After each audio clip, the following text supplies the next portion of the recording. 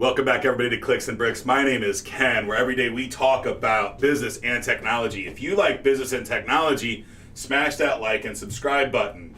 Really excited about tomorrow. We have our first guest, Bobby Shanks, will be coming with us live on a Zoom call tomorrow. Bobby is the founder of Shanks Realty. It's a realty company here in town, and we've been friends for about 20 years, working together on and off. He used to work in the tech industry, left the tech industry, where we worked together 20 years ago, and started a real estate firm.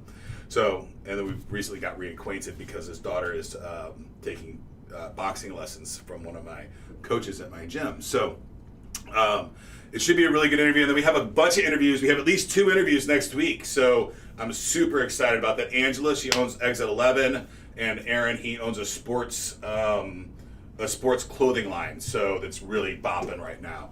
So it's really great that we've gotten some of these founders to come onto the show. Makes me super happy, and I can't wait to share their stories with everybody. If you'd like to join my text line community, 314-370-2871. I will never try to sell you anything on that text line. I will only send you information, tips and tricks. Woo, gotta learn how to talk today. I'm struggling today. I've had a rough week this week with some COVID scares and some quarantines and stuff like that. So, but we're moving forward, and which we always do. We're gonna get jumping right into our first story today. Uber. We all know Uber is Uber Eats and the delivery service, but their ad network is huge. It's a $300 million business. Uber Ads is a $300 million business. Didn't even realize that Uber had ads. That's how good they are with their ads. These are all in-app ads, right? All in-app ads, and they just Uber hired Amazon's top ad tech executive. Mark Grutter. He was previously the director with Amazon's advertising division. Before that, he worked for WPP, which is an ad giant, right? So Uber's going to step up their game. They're at $300 million right now, and they want to take a bigger chunk of the $240 billion mobile ad market. So whenever you're inside the apps, the advertisements that you see, and they probably don't even look like advertisements to you, they probably look like offers, right, of different products and services. So I think it's brilliant for Uber. I think it's a great way for them to create some more revenue. I really wish that they would take some of that revenue and share it with people and the drivers. I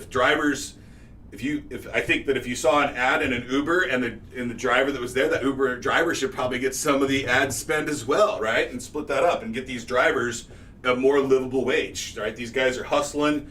I've met very few Uber drivers that aren't hustlers.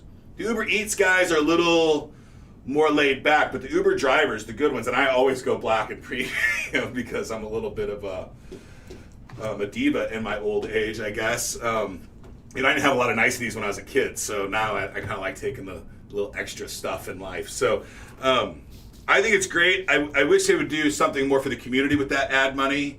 It's basically, it's not free money, they've earned it, but I think they could do a better job of sharing the ad revenue with the driver that was currently doing it. And they got the tech to do it, absolutely had the tech to do it. They know who was driving who when they saw that ad or made that purchase. So a little bit a tip there for you, Uber. If you could take some of that ad spend, a little bit, 10%, kick it to the driver. It'd be great.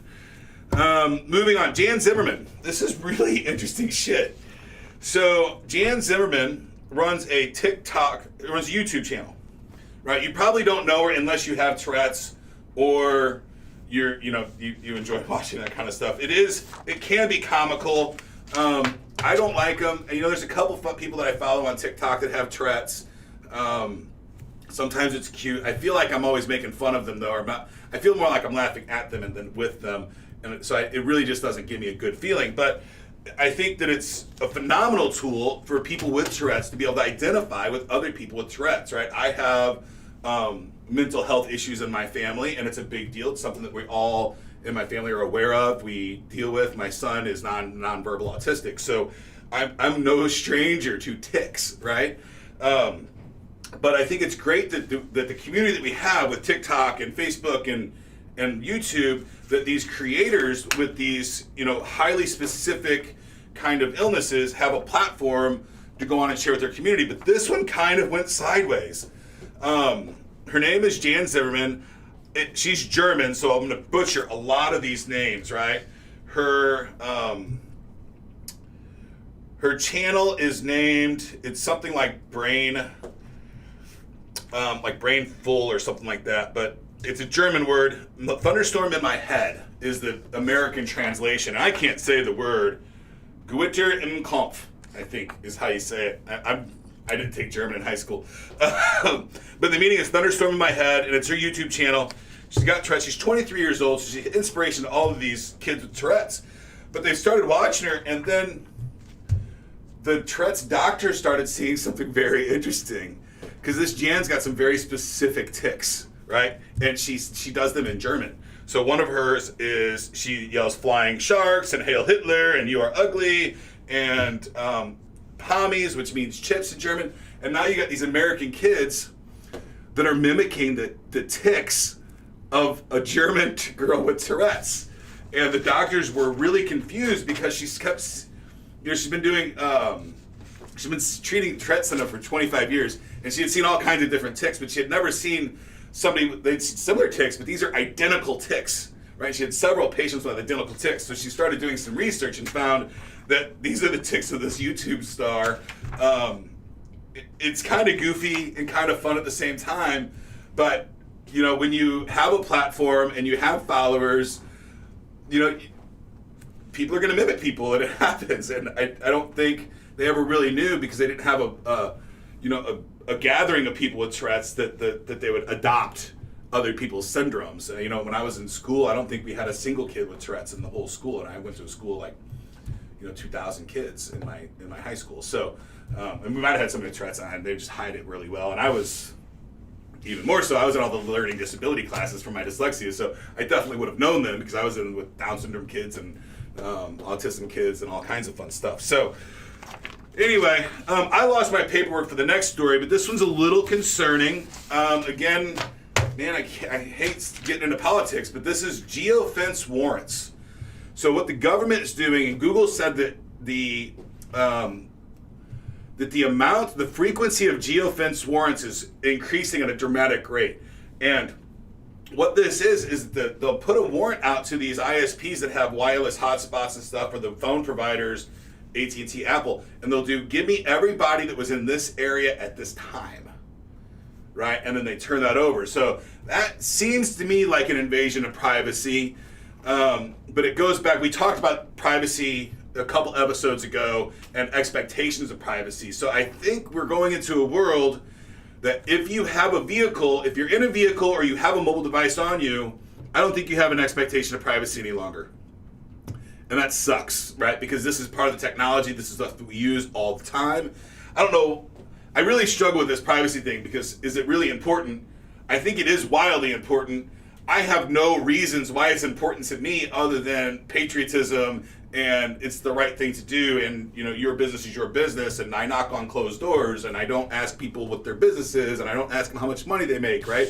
These are all private things. I don't ask them where they were last night. It seems intrusive, right? So I don't like that the government can just say, hey, give me blanket statements, and these IT companies have to comply, right? If you get a warrant, you just have to comply to it.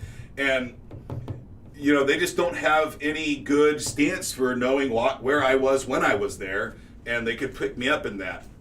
I remember a few years ago with the license plates, because they're taking pictures of the license plates, and the cars are driving around, and somebody subpoenaed the local police department, said, hey, can you give me all the pictures you took of my license plates? And it was like hundreds of pictures of one car, and he actually filed suit for some kind of invasion of privacy and almost harassment, right? Because it's like, why are you're not doing anything wrong. We have due process, and we have to have probable cause before they start searching us or tracking us. And technology is making it really hard not to be tracked, right? Because you're being tracked by default. It's the features of the system. So I think privacy rules and privacy expectations moving forward in the future are going to be wildly different. And I think that, today I don't think we have an expectation of privacy, but it more comes from a place of trust. We don't trust our providers, right? And we don't trust, like some of the providers, really stand their guard. The Silk Road guy, he went to prison for his users. He was doing bad stuff. But, we have some of those crusaders in our world that are willing to stand up for, the privacy fighter guys. But it's not me. I'm not going to fight for your privacy until it really starts getting taken away, or they drafted me and I'm 46, so I doubt I'm going to get drafted again, or at all. I've never been drafted. What am I talking about? I doubt the draft's even going to start again. Anyway, moving on. Actually, we need to talk about our sponsor. Today's episode is sponsored by Inlink.com. My Inlink.com account is inlink.com/Ken. It's one place that I can go. I can put all of my social media profiles in one URL. I have one easy to remember, simple URL that I can give to my friends and family and say, if you want to follow me on any social media network, or if you even want to send me some Cash App, here's my address. And I just give them inlink.com/Ken, and they have all of my profiles. So sign up for your inlink.com today and get your free account and get your name while it still is there. All right, we're talking about a new scam in emails, and this one's really sad. Not really, it's all of them are sad because we're taking advantage of people that just don't know any better.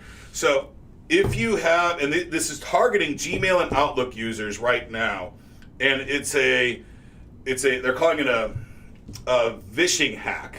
So not a phishing hack, this is a vishing attack. So basically you're going to get an email that says, hey, your Amazon purchase just went through. It's going to look just like an Amazon receipt, right? It's going to have a phone number on it. If you didn't make this order, please call this number, right? And they call that number, and they've literally set up call centers with fake Amazon and I know that the Amazon's one of them that they're using, and I think PayPal is the other one, right? So these are the two big ones. But this is probably going to be, not too long before it's Target and Walmart and everywhere else that you can buy stuff online, that you'll get something that looks exactly like a receipt from a place that you generally do purchases from. It's going to say, if you didn't make this order, please call this number. Do not click links in emails. Do not call phone numbers from emails. If you get an email from Amazon that says call and here's the number, don't use the number in the email. Go to the website and call the number there. Sit and hold for a little bit longer. These guys are doing is they're taking all of your information over the phone, and then they're just going to rob you blind. They're going to get into your Amazon account. They're going to do all that stuff. It's going to be bad. So do not share any information with anybody over the phone unless you absolutely know who they are. If they call you, don't share any information, right? I don't even share my name until I figured out how to verify the other person on the other line. Because I got a scam once. I got billed like $12,000, and it went to collections and everything because I said yes over the phone, and they used that. And I literally said, when they said, "Is this Ken?" I said yes, and they edited the phone. They edited the audio saying that I agreed to these charges, right? And they charged me and went to court and everything. It was horrible. It was a big fight. I hated it. I didn't want to do it. And they literally scammed me. They started taking credit money from my credit card simply, and they used the evidence of me saying the word yes. But the question was, is this Ken? I said yes. And then they edited the audio around to say, when they said, would you like this subscription? They put my yes in that. Because I said, no, I don't want to pay you $12,000 for a magazine. But anyway, and I don't even think I ever got a magazine. I got billed $12,000 for a magazine I never got, and they hit my credit card. Luckily, I didn't have $12,000 in the account, so they didn't get anything, and the bank called me. But it was a big deal, and it still went to collections, and I had to fight it. It's gone now, but so just be careful, folks. It's crazy. Google is back in their offices. They postpone it. So January 10th, 2022, Google is going back to their offices. I don't know what that means. I'm positive that their data center operators and stuff are still working, right? Because at Hosterian, we didn't shut down for a single day, right? We sent people like engineers home, people that could work from home during COVID, but our NOC technicians, the guys that are here watching the servers and physically rebooting them and doing racking and stacking, they have to physically be at the data center to do that because Elon Musk hasn't sent me one of those cool new robots yet that can do it for me. Otherwise, my staff could work from home and take phone calls and do stuff from home, but until I have a really good robot that can reboot servers and put them in the rack and run cables, I'm kind of out of luck. I get to have people that I work with on a daily basis. I get to do that, yes. So I'm happy to have the staff. I don't want I mean, I do want some robots, but I definitely don't want a world of me with a whole bunch of robots. That would be pretty boring every day, I think. Unless I got some cool robots that would, like, you know, spar with me and stuff. That would be fun, I'm sure. I'm sure Sean would do that too, though. So if I just... Sean's hobby is, I call it LARPing, and I think he gets mad at me when I do it. He does, like, medieval, like, dressed up in armor, they beat the shit out of each other. It's pretty fun to watch. But anyway, moving on to our last topic, our growth tip of the day. I was really struggling with coming up with one, but and I'm really trying to figure out ways to say, not to say, hey, do this, but, you know, how to do that. We're like more detail. So I was really frustrated for a long time. You know, people were like, oh, study these books, study these books, study these books. And I've read the book, here it is right now, Think and Grow Rich, right? I've read this, listened to it 10 or 15 times in my life. I love this book. It helps me out a lot. But I was watching, I think it was a Warren Buffett video. I'm not sure if it was Warren Buffett or somebody else. But he explained how he studies books. And I never, you know, I'd always heard, oh, study this book or read this book and do that. And I never really, I'd read the book and I'd move on, right? And I would kind of carry tidbits of that book with me for a couple of weeks until I read another book. And I was just like, book. And I'd read. And then, but I wasn't retaining that information or really absorbing it for long periods of time. It felt like the next thing that came along, you know, those new tactics and new strategies and stuff would kind of bubble up to the top, and I would lose some of the stuff from the previous books. So what I'm really trying to do now is start studying the book, and I've never really knew how to do that, right? I've got a learning disability. I'm severely dyslexic. I can barely handwrite with my, you know, in handwriting, so I type everything. I'm an amazing typer, but only because the word corrections today. So, what I do now with Think and Grow Rich is I started this about 3 weeks ago, and it is really kind of fun to do, and I'm studying the book, and what that means is I'm reading 2 pages a day, and I'm reading the same 2 pages for several weeks until they become part of who I am. I'm just reading, I'm not trying to speed read it, I'm just reading through it very methodically. So like, right now I'm on chapter 2 of this, of Think and Grow Rich again, and I just, every day I've been reading this, and I'm just trying to figure out, you know, what it really means to me. And it's the words that I'm reading every day right now are desire, the starting point of all achievement. Desire, the starting point of all achievement, right? So my problem is I desire a whole lot of stuff, right? So it's deciding what thing I'm going to go after is one of my big challenges. And when you do make that decision, staying with that decision instead of hopping to the next thing. And for me, reading the same pages over and over of Think and Grow Rich, it's becoming part of who I am instead of just some knowledge that I have inside of me. And I really like that, and I appreciate that tip. And I think it was Warren Buffett in one of his videos that I heard that, but I'm not 100% positive. But I do appreciate the tip, and it has helped me really understand some of the processes of the book Think and Grow Rich, which is a fantastic book. It's one of my all-time favorites. That and Who Moved My Cheese is another really favorite of mine, and that's because it's a simple read and it tells a very, very good story about adapting to change. So that's it for today, folks. Again, if you'd like to join my text line community, 314-370-2871. I'll never try to sell you anything. I'll only send you tips, tricks, and some crypto news from time to time because that is one of my big hobbies. That's it for today, folks. I can't wait to see you tomorrow with Bobby Shanks. Get to work.